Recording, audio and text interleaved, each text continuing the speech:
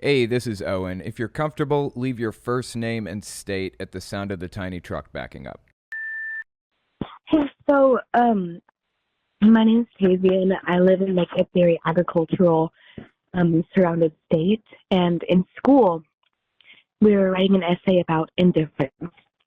Um, we have Writing an article about what? we were writing an essay about indifference. Indifference, right. Um, we have been studying the Holocaust and Studying the Holocaust. reading Night by so Reading Night by Elie Wiesel, I believe, is what the caller is saying. I don't know why it's breaking up so bad. and I'm just wondering what your stance on indifference is, because I think now, especially, we see a lot of indifference towards immigrants, indifference towards gay people, indifference towards freedom. And I think it's very jarring to see. But, anyways, yep, I'd appreciate you. Love your content. Yeah, love being educated. Yeah, I appreciate the call. Indifference is disturbing. It is often disturbing, but I'm trying to fight indifference myself personally in little ways by like making sure that people understand or are aware of what's happening. I did a video recently about Dr. Phil going on ice raids with them. Dude picks up some random guy who's lived in the United States basically his whole life, but was technically born in Thailand, to a mother that was an American citizen. If you aren't an American citizen in that case, then that is the closest you can get to being an American citizen without actually being one. I was under the impression that you're automatically granted American citizenship if one of your parents is a citizen. Like that's what happened to Ted Cruz. That's why he ran for president, because he's born in Canada to a mother that was a US citizen. Why didn't this guy get it? They're not just picking up criminals, they're picking up all kinds of people and increasing it as quickly as they can. That's like a travesty. That's disturbing as it gets, what's happening right now with ICE. And Dr. Phil monetized it. Dr. Phil went around with ICE people, picking people up, making money off of their misery. That is as disturbing as it gets. Now, again, I did a whole video about it. If you want to watch the video, you can. It's on either my Fireside channel. I think it's on my Fireside channel. Yeah. Owen's Fireside chat. Just type in Dr. Phil, Owen's Fireside. It'll probably come up. But at the beginning of the video, I read a quote from a book called For the Soul of the People by Victoria J. Barnett. Here it is right here. And it's basically like she interviewed, I believe it was her that interviewed this person. She interviewed somebody extremely influential within Christianity in Germany at the time. He replaced Martin Niemöller, who wrote the poem, First They Came for the Socialists, but I said nothing because when a socialist, so on and so forth. So this guy, his name was Gollwitzer. He replaced Niemöller as the head of the basically Protestant church in Germany. Anyway, he said, the experiences in the church were enlightening to people who initially sympathized with Hitler. But the sharper the persecution of the Jews became, the more one had to repress what was happening to them. When I told people about it, how often they said, please don't tell me anything. I don't want to know. I shouldn't know. Simply knowing was dangerous. One could betray oneself. One might express, without stopping to think, one's horror. That's why a great proportion of the people held this knowledge away from themselves. And after 1945, they could, in a subjective sense, correctly say, we didn't know because they didn't want to know. That belongs to the principles of a regime of terror, and here they worked. We have a responsibility to know. That is what I'm trying to do. I want to make sure everybody knows what's happening. In Germany, there was little they could do, but the fact that the regime didn't want them to know should be enough to tell you that it was important. It was important information. They were afraid of what would happen. You know, Russia says today that if their borders are breached, if they're in danger of losing control or whatever, they're going to launch a nuke at whatever country attacked them. Like if the US puts boots on the ground, goes into Russia and heads for the Kremlin, they're going to nuke the US. That's what they've said. But who are they going to nuke if Russians turn on the system? Who are they going to nuke if people get sick of what's happening pick up guns, walk to the Kremlin, and bust their way in? Nobody. There's nobody to nuke. Hitler could size up armies. He could determine, not very well, obviously, sometimes, if he was capable of taking on like the Soviet Union, or if he could take this island or take France or whatever. But he had no way of sizing up the possible negative ramifications if, like, all Catholics, for example, turned on him. Like if the Pope came out and said, lay down your arms, don't fight for Hitler anymore, how much of his army would leave? Even a 10, 20, 30% drop, even a 5% drop could mean a loss, could mean that now people can take Germany. It's harder to fight when the battle is coming from within. And that is why Hitler hid it from people. He didn't want them to know, because knowing is dangerous for Hitler. You personally may not be in a position to do anything. Maybe all you can do is protest.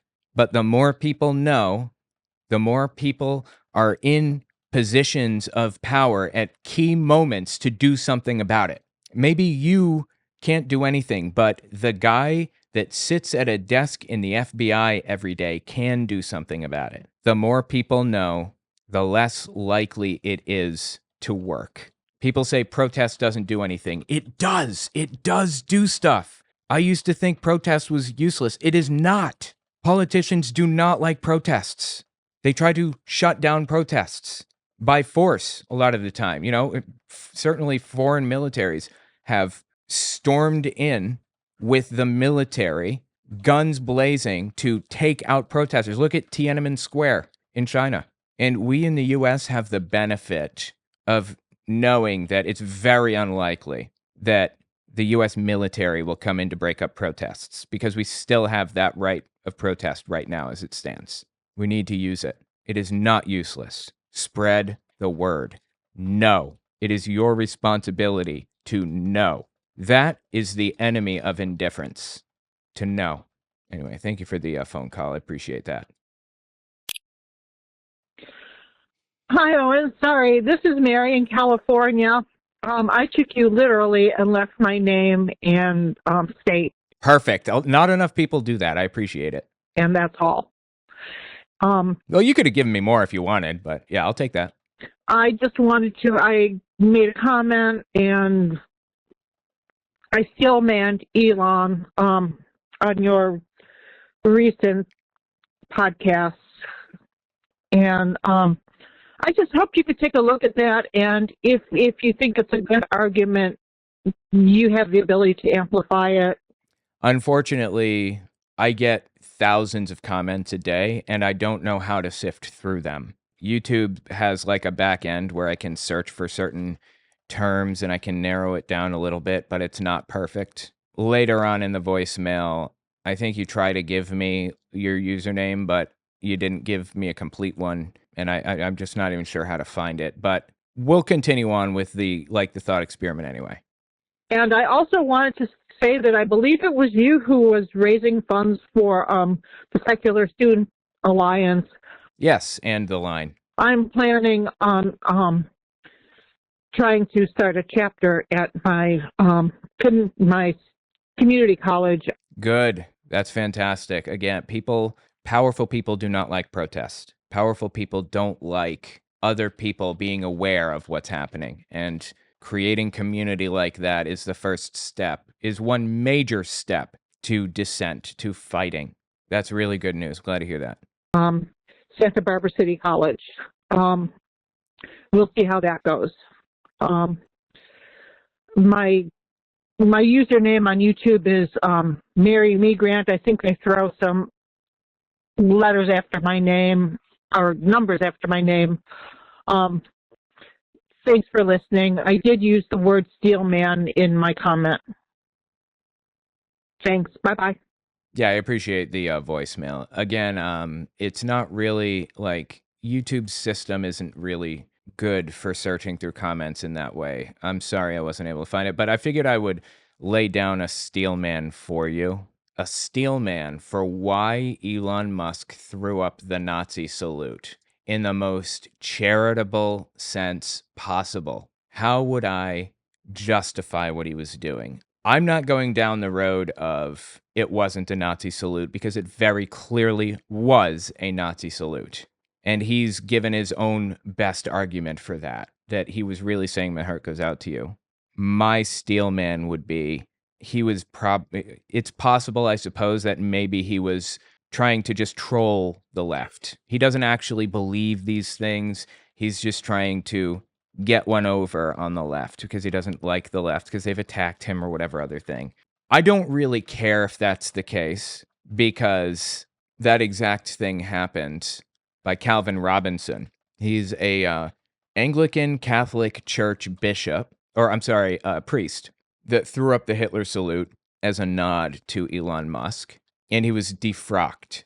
They wrote a little article about it here, about like why they defrocked him. And they basically, they addressed that steelman in their statement on it. They said, "We believe that those who mimic the Nazi salute, even as a joke or an attempt to troll their opponents, trivialize the horror of the Holocaust and diminish the sacrifice of those who fought against its perpetrators." That's my position. Even if Elon Musk were trying to troll the left, which I don't believe, even if that were the case, he's trivializing this, and it's not okay.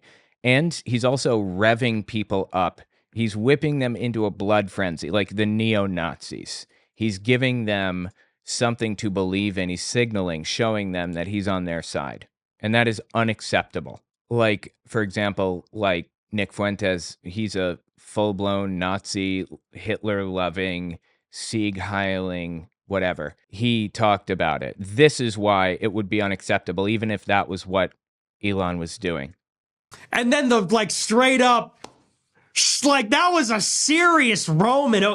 It wasn't even like a subtle, like a wave, like one of these, like a Laura Ingraham. Remember when Laura Ingraham did that? That was a straight up like Sieg Heil, like loving Hitler energy. That was So the point is that, like, even in the Steelman, Elon Musk is breathing life into the movement. He's drawing attention. He's drawing eyeballs to neo-Nazi ideology, even if he was trolling people, and in the process trivializing the real suffering of countless people. I'm not even talking about the people that died in the Holocaust. How many people were adversely affected by it? I don't even know how to calculate that number. I mean, all the way down to like people who had to eat less food because they were on ration cards so that they could, build up their war machine, even down to people who were terribly mistreated in Germany after it fell. How many people were really terribly adversely affected? Too many to count. So it's unacceptable. I don't even care what the Steelman is for Elon Musk. Anyway, it is an interesting thought experiment, and I appreciate you mentioning it. You can go back in and leave another message. But yeah, tell me what you think about all this in the comments.